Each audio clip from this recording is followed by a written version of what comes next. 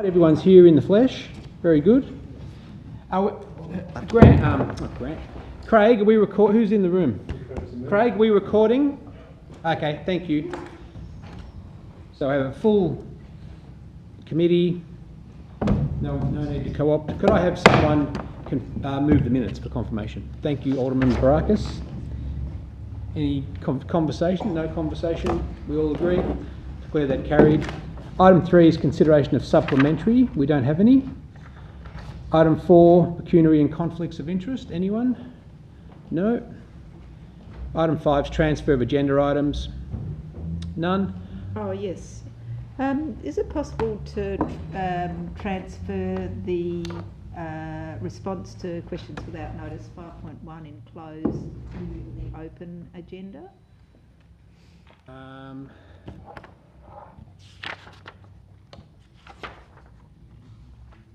Through you to the director. Effluent spill. Would there be any reason to keep that in the closed? Not that I'm aware of. Thank you. So it was a question on notice. The response to question without on notice without notice. Question without notice. Okay. We all happy with that? Yep. All right. I'll put that we move the response 8.1 into the open. Any sense? Okay. Where that carried. 8.1 is moved into the open. Okay, going back to reports. Item 6. Item 6.1 is response to petition, pedestrian crossing McRoby's Road. And we do have a deputation from the petitioner. Ms Gemma Kitsos, if you'd like to come up to the microphone. Do you both want to speak? It's okay, I'll speak and I will field questions. Okay, yep. So generally you have 5 minutes to give your presentation, and then after that we will ask you questions if we feel the need to. So I'll hand it over to you. There you go. Great, thank you. So my name's Gemma Kitsos and this is Anna Blake, and we're representing South Hobart Sustainable Community this evening and their petition to make the crossing across McRoby's Road safer, particularly for vulnerable users of the Rivulet cycle path. So McRoby's Road in South Hobart is part of the vital Rivulet active transport route. It is used by a variety of people for recreation, utilising both the brewery and the female factory and commuting to the city. The crossing is difficult to negotiate for a number of reasons. However, traffic accessing the South Hobart tip poses the greatest risk to vulnerable users, including children travelling to school and people with mobility issues. South Hobart Sustainable Community Active Transport Group welcomed the decision to extend the 40km/h speed zone to improve safety when crossing at McRoby's Road. However, we would like to further examine the statement that the crossing sight distance is appropriate. We'd like to further consider the following: the walking speed. So the Australian roads state that an average walking speed is 1.2 metres per second. However, that designers need to consider the types of pedestrians and their likely walking speeds. So we'd like to find out if the report can clarify if it considers the speeds of children and the elderly when calculating the crossing sight distance speed. We'd also like to consider the bus stop visibility. The report does not note that the bus stop, which is often used for the tourist coaches, and impacts heavily the visibility at this crossing.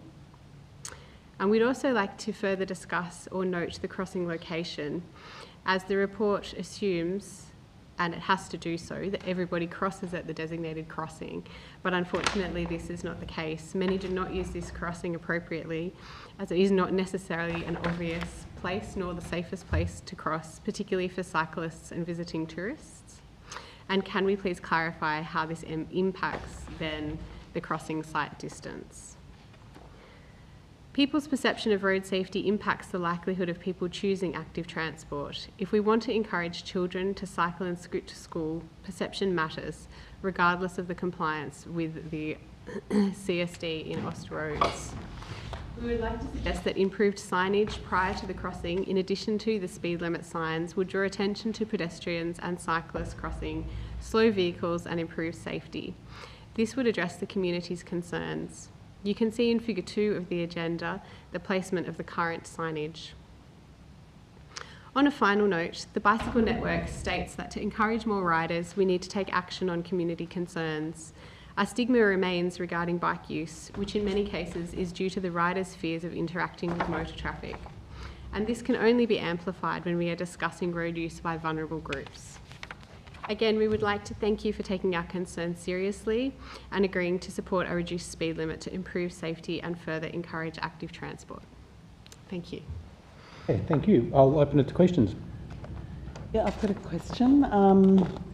So you're proposing that we, apart from the apply for the 40 extension, we also do a crossing? Is that what you're suggesting? Well, like a raised sort of threshold or something, or? Yeah, I think it is difficult because there is an adequate crossing there, but people don't use it as it's designated, particularly cyclists, and it's the belief of the community that there's not enough warning that there's a crossing there when you round that corner. It is part of the rivulet track, but because it joins in with the road for such a short period of time, it's not well known. So we're requesting increased signage, perhaps something that says cyclist crossing, children crossing. Obviously, the more visible, the better, but we would leave that to the experts in the area. So enhancing, because I don't really call that a crossing, but it's like a crossing point, I guess. It's a crossing point. Yeah. But yeah, okay. So, okay. And it's probably the next one would be for the officers, I think. Have you? Oh, sorry. One more question. Sorry, Chair. Have you done? Are there counts of the people coming across there, like as part of that bicycle count or the walking count? No, it's not a counting spot for the bike count. Right. Deputy? Thanks for your petition and deputation tonight. I'm just curious as to whether you think there's a better place for the crossing, given the sight lines and so forth. I mean, ideally, like it's kind of a desire line in a sense, but given the traffic, the volume of traffic, the type of traffic that comes around that corner, what's your feeling as to the placement?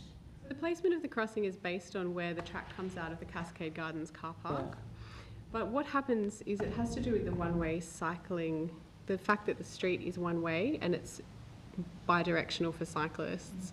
So the way that the crossing is set up is that you would cross at the crossing and then actually go around a parked car before going back out on the road to join the cycleway back down across Zara Street. So instead of people negotiating that, they're just turning straight out on the road.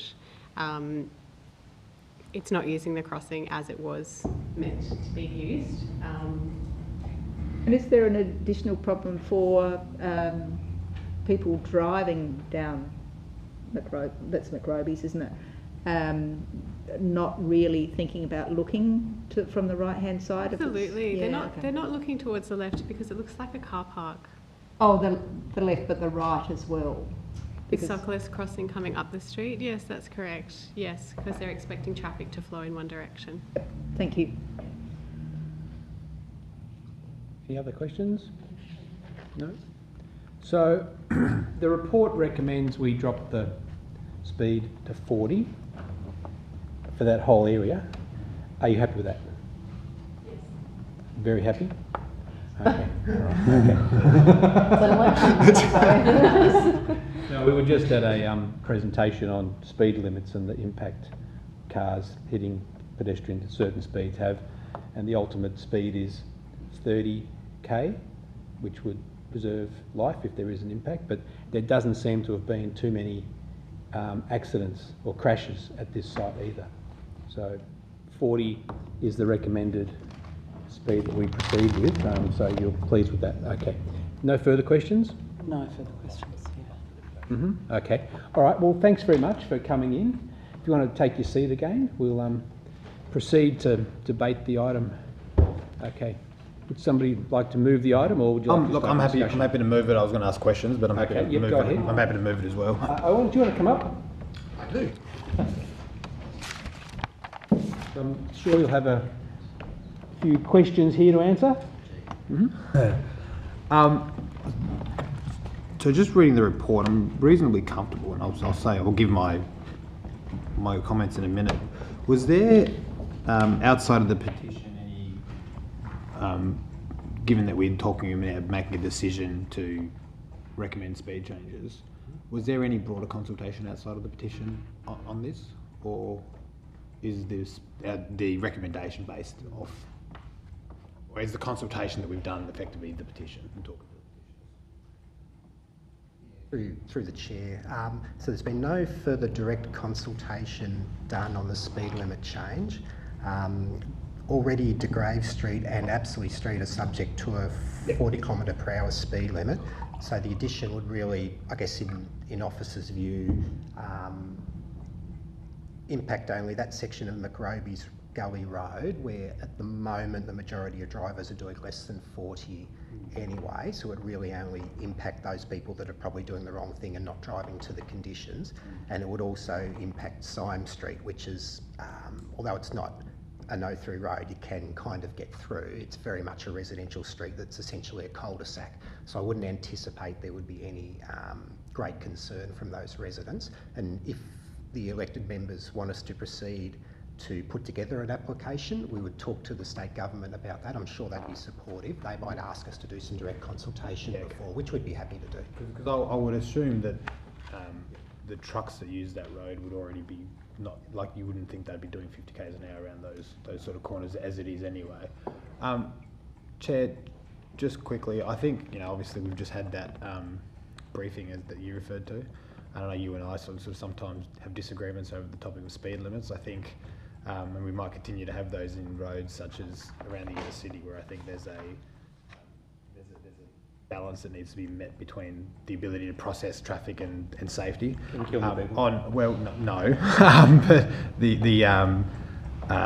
on this one, I don't think anyone would suggest it's an arterial road. It's a residential area, and given the nature of the road itself and the sight lines, as has been mentioned, I think this is a common sense thing. So I'm happy to support this one.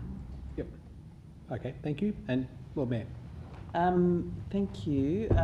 Yes, I have a couple of questions because, as you, I'm sure everyone remembers, we have already approved the application to the Transport Commissioner to make South Hobart from XL Lane to the Southern Ocean 40 kilometres an hour. Southern Ocean. Did I say Southern Ocean? Southern Outlet. Now, my understanding is XL Lane is about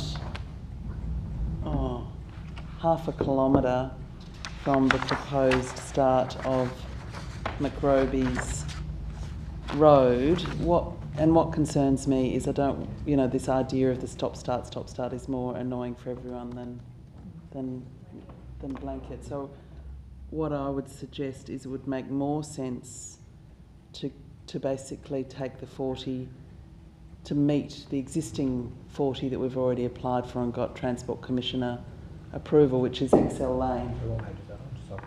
Oh, it's not, but do you remember when we approved all the speed limits in the city? We also approved 40k zones. 40k zones in Lena Valley, Newtown, South Hobart, and the one in South Hobart was between XL Lane. So it was basically the entire Cascade Road shopping strip.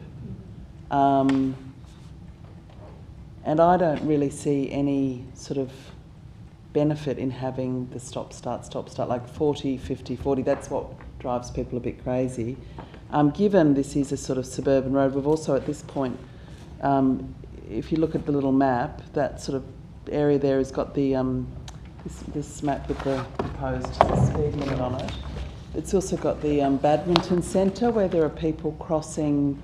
It gets very narrow. I just think, to me, it would make most sense as a road manager for us to just have to not have that little gap, because it's just, everyone will just think that's stupid. And really, the trucks going up there, we don't want them to start thinking about 40 and slamming the brakes on as they're going down that slope. We want them to sort of be, thinking about that on the approach. So I was wondering whether we could investigate extending it so that it meets the current council's resolution, which I think the Transport Commission has already approved, hasn't it? Through the chair, sort of some comments on that. So perhaps just jumping back a step. So there is a resolution of the council from probably from a year or two ago now about those speed limit reductions. So just a little update on that for context. So the Lena Valley Road retail precinct down to 40 should go live imminently. It might have even done, it says here, June 2022. Yeah. So it's just a matter of those being turned on. Yeah. We're in the process of finalising Sandy Bay Road to put that into the Transport Commission. So that's the next one. We think that'll be quicker and easier to do if we get the approval, because we're trying to do that with static signage rather than digging up and putting in all those variable message signs, which is amazingly expensive and difficult. Yeah. And then the next one we will do is Newtown, because we'll look to put the 40 km/h zone approved for Newtown in at the same time that our construction works are essentially finishing up there, and the next phase of that is looking to start construction, I think, in the coming months. So that's at Cross Street and so the elected members have approved us making the application to the state, and we've been in discussion with the state about, you know, making the exact final application with the detail of it. But they're sort of moving towards comfort with that. So we'll proceed, I guess, on that as at an officer level. South Hobart we haven't started on directly, but that will follow on for those, because there's still some discussion with the state, and it'll depend a little bit how we perhaps go with those other ones, because there's some nervousness about the length of the sections. So I guess perhaps my suggestion would be that we proceed with this 40 km/h area change that's the subject of this report, because I'm very confident that it'll be strongly supported by everybody. We do a bit more work as officers on working out with the state the extent that we look for with the Macquarie Street and Cascade Road application, because there was even some measure that maybe XL Lane might be a little bit too far up. So we need to have some negotiation. We'll pass on that council might be interested in pushing it further up if there is a mind for It's more of a join up. Like, it's just that I just think people don't like the sense of when they, you know, what's really changed here. They're both suburban shopping streets. They're both neighbourhood areas with schools, a couple of schools and lots of things. So, and it's a 700 metre. So it's My only, sorry, Chair, if you don't mind me continuing on. No, you're right. Look, the only point of caution I would put is it's perhaps the point that Alderman Barakis was making about consultation. So with the residential area, very comfortable that we've got no issues. I guess I just have some nerves that we would probably want to do some more consultation with the stakeholders, because it would end up being I don't know the exact length, but it's probably a 3 kilometre length on a sort of an arterial road. So it is the sort of thing where you can start getting complaints from all and sundry that they see it as unreasonable and puts it at risk. So not saying we shouldn't do it or we couldn't do it. I'm just putting a note of caution there that I think that would be seen as a very, quite a significant change and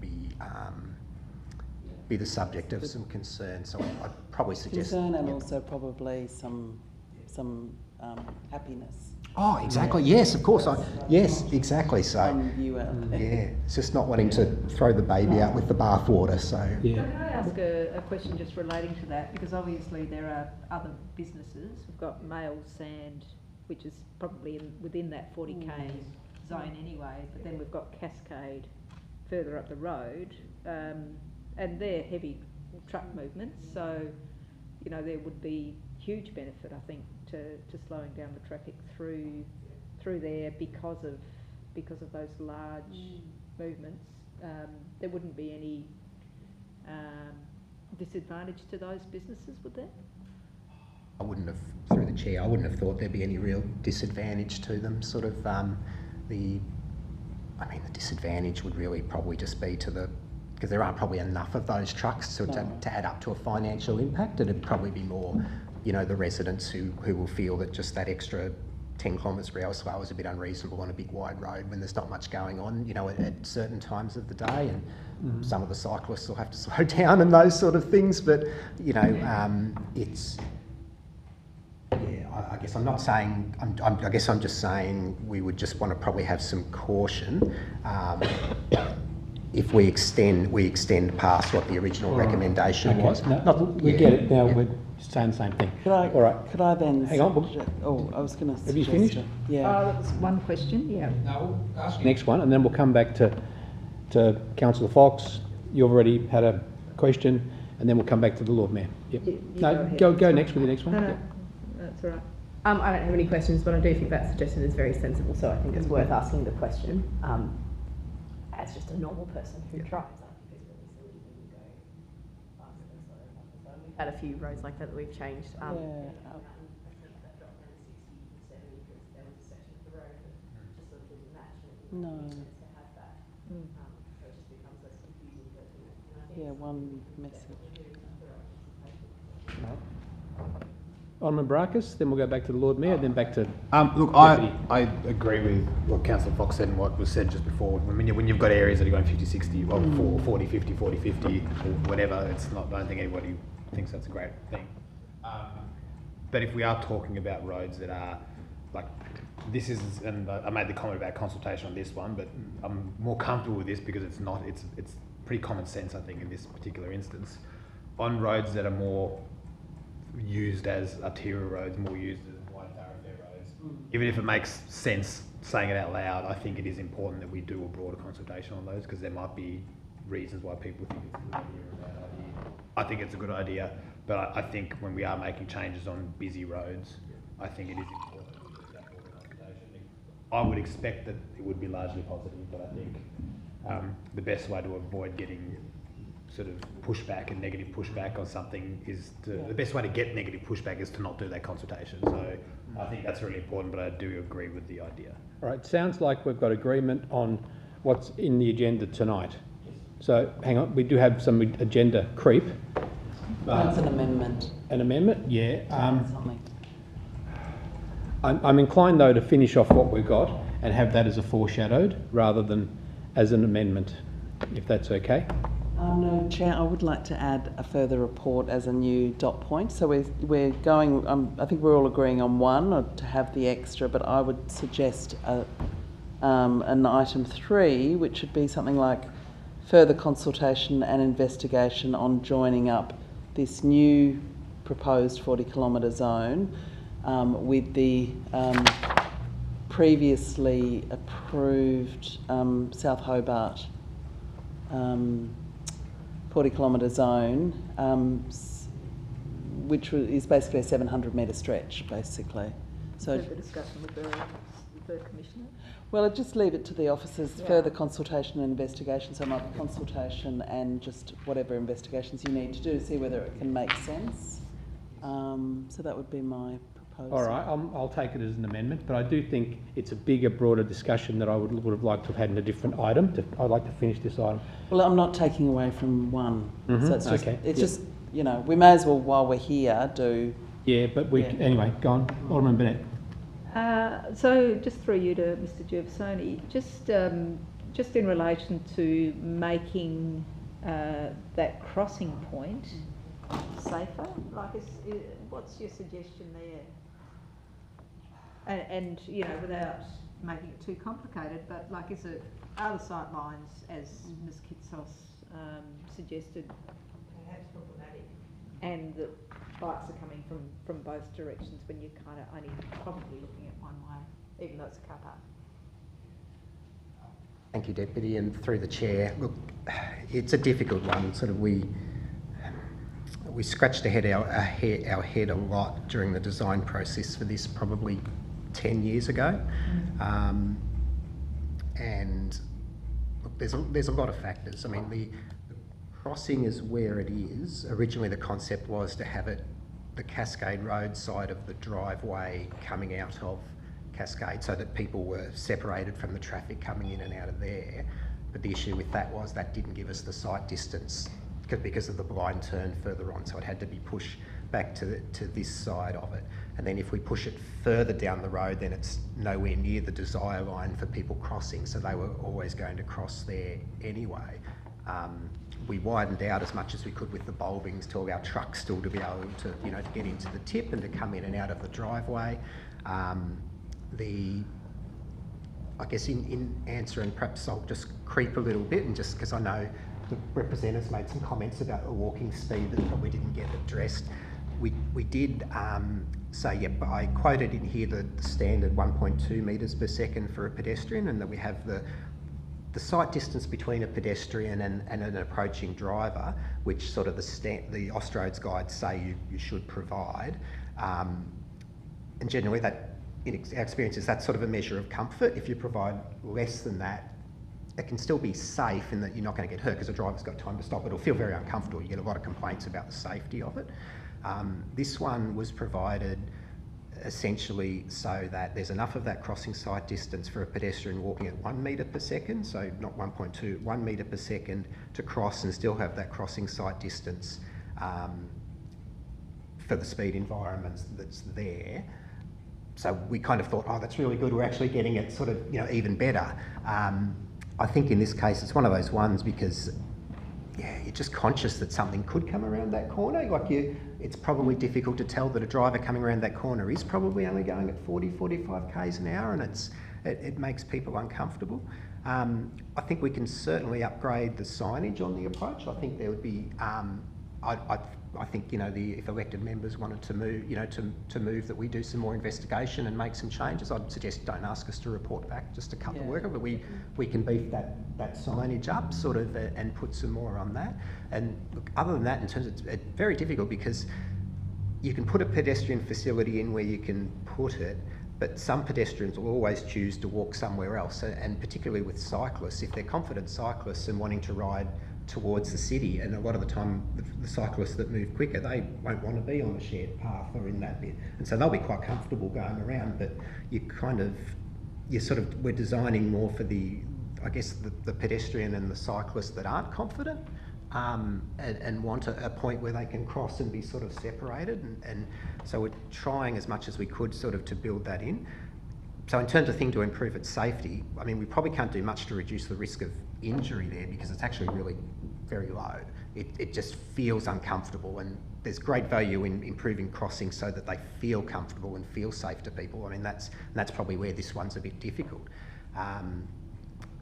We thought about, okay, could we put a zebra crossing in? Well, you could, but you've got to upgrade the lighting, and then there's difficulties too because cyclists, although now they can ride across a zebra crossing, they have to come to a complete stop before they get on it and off it. So any route that has a lot of cyclists, a zebra crossing's a poor treatment. We could look, after our discussion this morning, at sort of raising the level of it, sort of and building a hump into it. That's what's further down the rivulet, isn't it? Like it would be. You've got that match. You've got those kind of green raised crossings in World Street, which just provide that bit more continuous. Yeah. Okay, near McFarlane. Yeah. So they're excellent for comfort of pedestrians and cyclists. The difficulty, I mean, we probably talked in the report. We put road humps in as a good way, but they're just because they're very nervous with the houses next door and the trucks, the trailers bouncing over that. It'd just be, horrible for them. And the speeds are reasonably low at the moment anyway. So raising a crossing would probably be one of those ones where you have to have quite a long ramp, so it doesn't really slow people down, but it improves the visibility, I guess, to a driver. And again, quite an expensive treatment, and probably be 100, 150 grand sort of as a minimum sort of to do that, because then normally you raise that up and you've got to change the drainage and you've got to do things like that. So okay, can I push this along a little bit? Yeah. So you've got an amendment.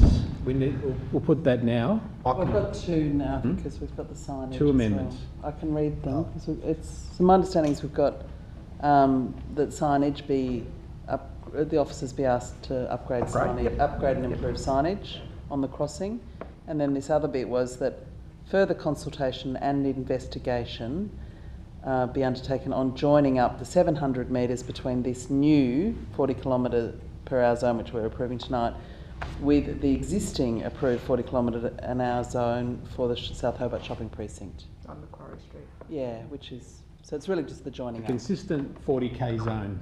Yeah, well, further consultation and investigation. Can you do those as two separate rather than one? Just so we make sure we get through the signage. So I'm happy to just accept them. Both of them? Yeah, because look, like you, I probably would have been more comfortable, would have found it neater if we did that as a foreshadowed, the other one as a foreshadowed, but I think we're all in agreement on the issue itself in principle, so I think it's no point in arguing back and forth on that, so I'm happy to just accept it as the motion. And can I just make a point? I really appreciate like the thorough thinking that's gone into the answer too. You know, like it's obviously a problem of safety and concern for really vulnerable kids and young users, but also that broader, you know, the broader response. So thank you to both the petitioners and the officers. Owen, what's the speed limit in the local streets around there? So through the, well, you are the chair, I don't have to go through the chair, do I? So the urban default's 50 kilometres per hour, and in the past, this the council has resolved and the state government has approved changing to Grave Street and So they're the only Hatton Street to 40k currently, and then we'll have the other additional 40k.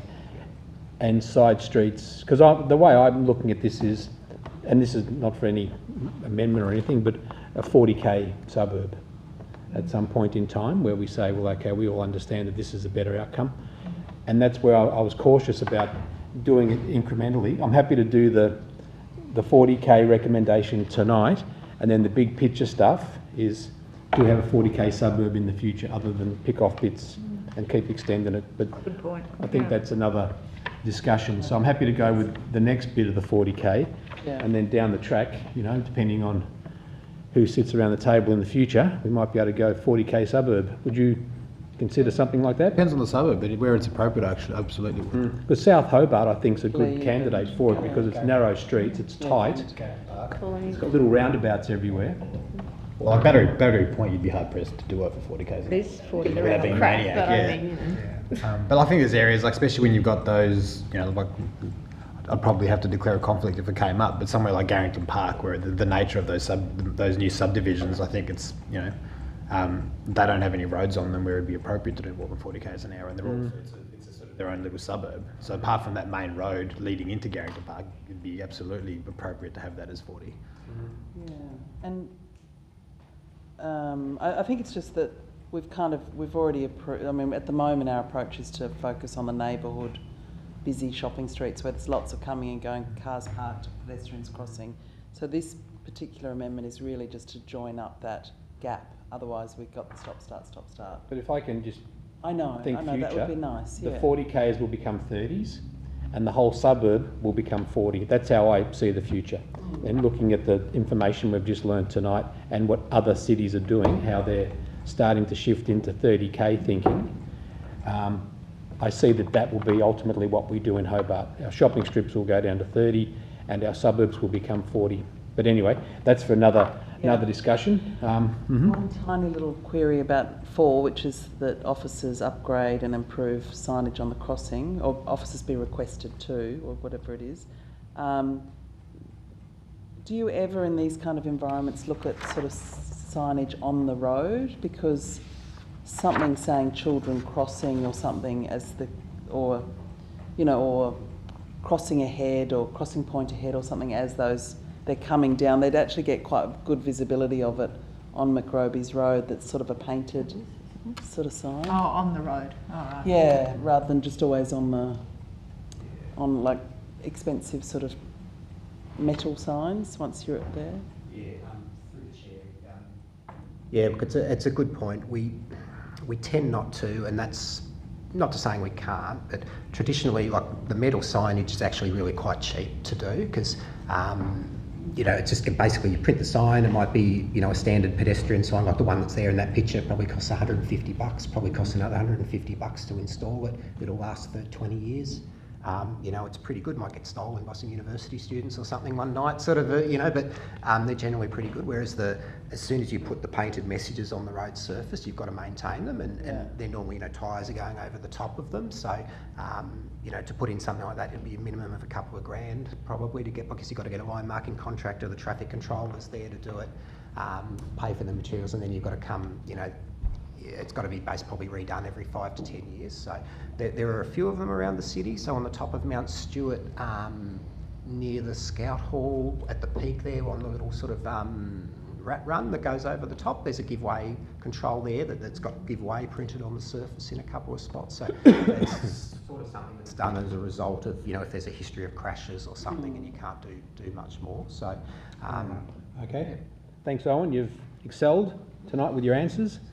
We've got a couple of additional points that have been incorporated into the main motion, and Jason's got those. And if you could read them out for us, we could all confirm in our mind. We agree.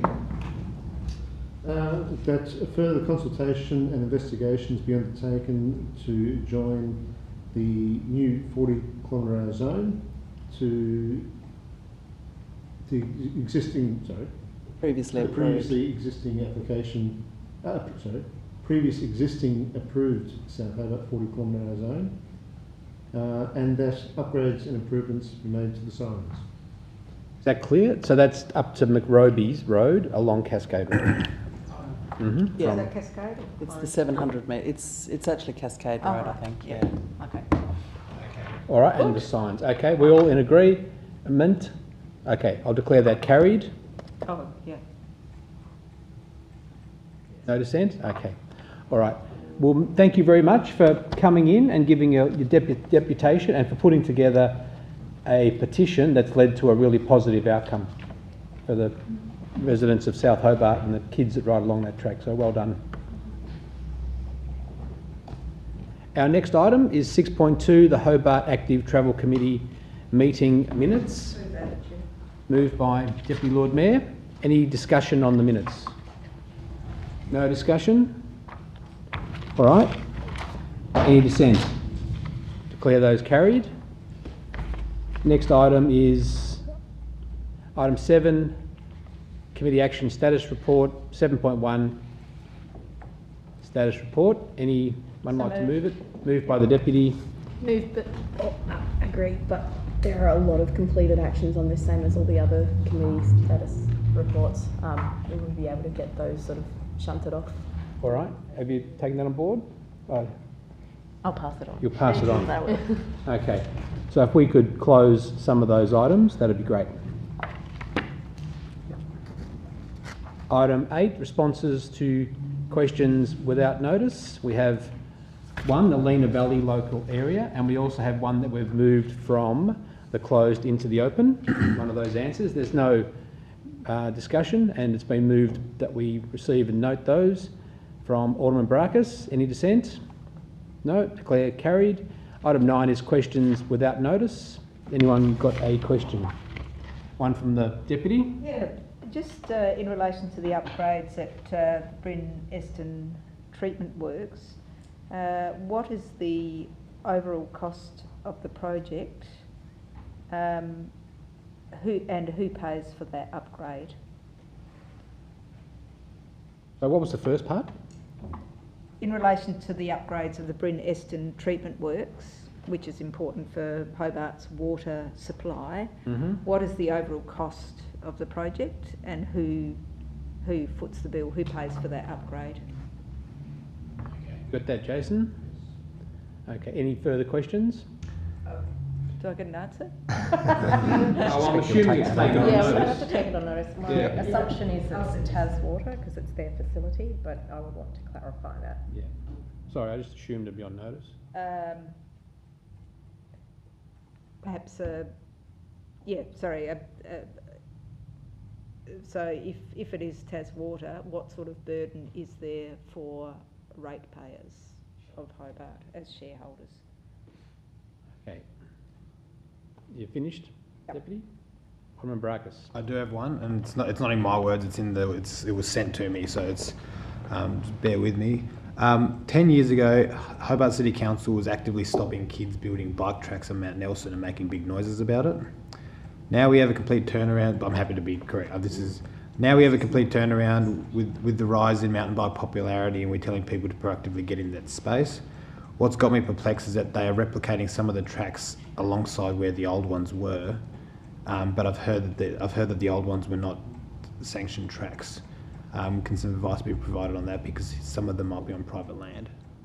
This is in Mount Nelson, so it's about the nature of those tracks. And if I can provide, he's provided me with discussion? No discussion. I can provide some photos that I've been sent to you, if that helps, as far as the locations of those tracks in Mount Nelson. Yes. Sorry, we have a little huddle. I have to take it on notice. Yep. It might also be one for Parks Committee, but because it's probably in the Parks and Reserves rather than on the roads. But if this committee can take questions back from Send it another to committee, Parks. or I guess we can pass that on. Does that? Okay, that's kosher. We can send it off to Parks. Okay, I've been rejected on questions before because I've been in the wrong committee. However, different chair. Yep. I've got a question, Chair. Well, Mayor. Can I get just an overview of what new bike parking facilities have been established during the life of this council?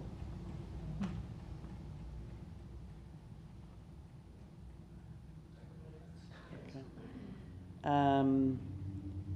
And also, just what's, and this is probably sort of fairly simple for someone to answer, but they're not in the room. What exactly, how would you describe the ability these days to prevent roots of street trees raising and damaging roads? What are they doing that's different? And is it 100%? I know they've got a new technique, but can you describe, or can that technique be described so that people have some sense of why modern street trees don't damage the road the way that old ones did? And is that sort of actually 100% effective, or do you always going to have some root damage? I'm sorry, that's it.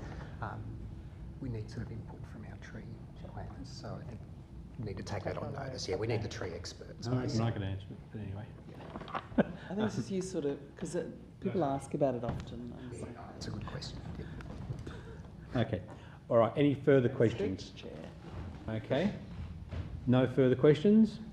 Okay. We'll move on to the closed portion of the meeting. Would somebody like to move that we move into the closed and evict our people who gave a deputation? Deputors. Deputors, is that it? Deputies? Deputors. We're the deputies. We're being deputised too. Thanks.